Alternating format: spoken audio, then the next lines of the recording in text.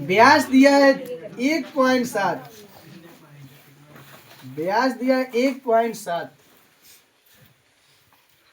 1.7 नहीं 1.4 है व्यास, व्यास 1.4 और इसका हाइट दिया है,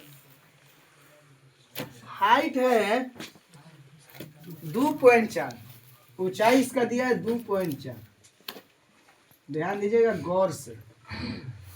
कह रहा है कि एक बेलन है और बेलन में से एक शंकु काटा गया। कैसा काटा गया? आकृति शंकु एक काटा गया है।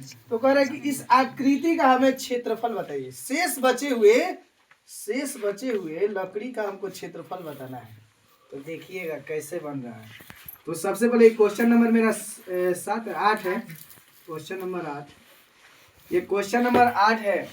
सबसे पहले हम लिखेंगे d बराबर है 1.4 सेंटीमीटर है। r का मान है 1.4 बटा में 2 हो जाएगा तो हमारे पास आ जाएगा 0.7। ये मेरा आ गया, r आ गया, त्रिज्या आ गया। त्रिज्या जब मेरे पास आ गया तो हमारे पास हाइट दिया है, h दिया है 2.4 दिया है, 2.4 दिया है। अब हम l निकालेंगे। l जब तक हम ना निकालेंगे तब तक हम शंकु के वक्र पृष्ठीय नहीं निकाल सकते हैं, क्योंकि शंकु के वक्र पृष्ठीय क्षेत्रफल बराबर होता है पाई आर एल। उसमें एल का काम है ना कि एच का काम है।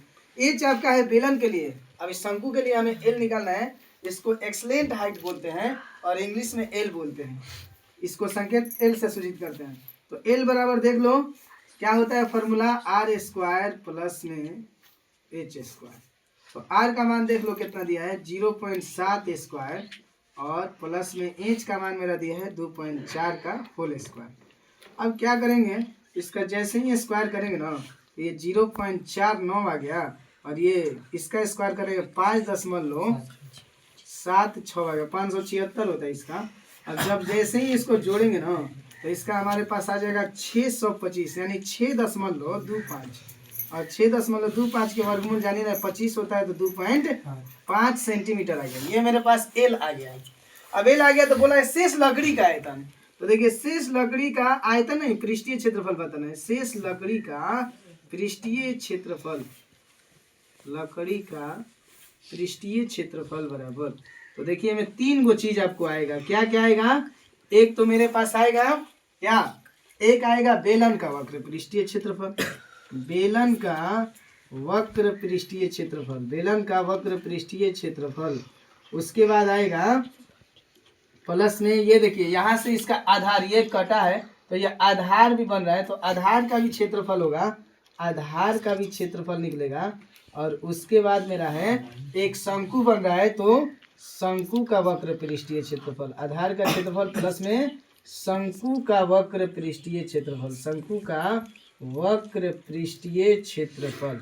इसका वैल्यू हम अब मान रखेंगे। इसका जो फार्मूला होता है बेलन का वक्र पृष्ठीय होता है 2 pi r h, 2 pi r h. और देखिए आधार का क्षेत्रफल होता है pi r square, pi r square हो गया। और शंकु का होता है पाई आर एल। अब यहाँ पे हम क्या कर लेंगे देख लो, सब में पाई आर है कॉमन ले लेंगे, सब में तीनों में पाई आर है, पाई आर हम कॉमन ले लेंगे। और कॉमन लेने के बाद मेरे पास बचेगा 2h, यहाँ पे बचेगा मेरा r एक ठो और यहाँ बचेगा सिर्फ l। अब देखिए मेरे पास यहाँ जगह ना है, यहाँ बना लेते हैं आप यहाँ से। तो देखिए अब क्या करते हैं हम, पाई का मान हम रखेंगे 22/7, r का मान देख लीजिए मेरा है 0.7। उसके बाद कोष्ट में h का मान मेरा वैल्यू कितना दिया है, h का वैल्यू देख लीजिए यहाँ पर है 2.4। उसके बाद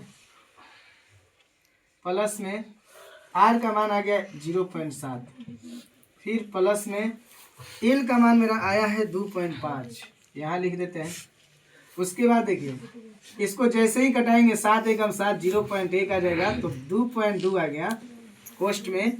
ये देखिए 24 दूनी 48 4.8 हो गया, 0.7 हो गया और 2.5 हो गया, 2 पॉइंट आ गया 5।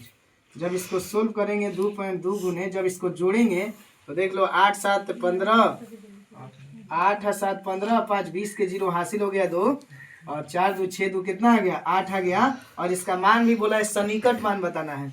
तो देखिए 8 दूनी 16 के 6 हो गया, 8 दूनी 16 1 17, 17.6 हो गया इसका ओरिजिनल वैल्यू इतना आ रहा है, लेकिन सन्निकट मान अगर कितना हो जाएगा, सन्निकट मान पूछ रहा है, सन्निकट मान, सन्निकट वैल्यू पूछ रहा है, तो इसका पूरा हमारा क्षेत्रफल आ जाएगा 18 सेंटीमीटर स्क्वायर इसका आंसर।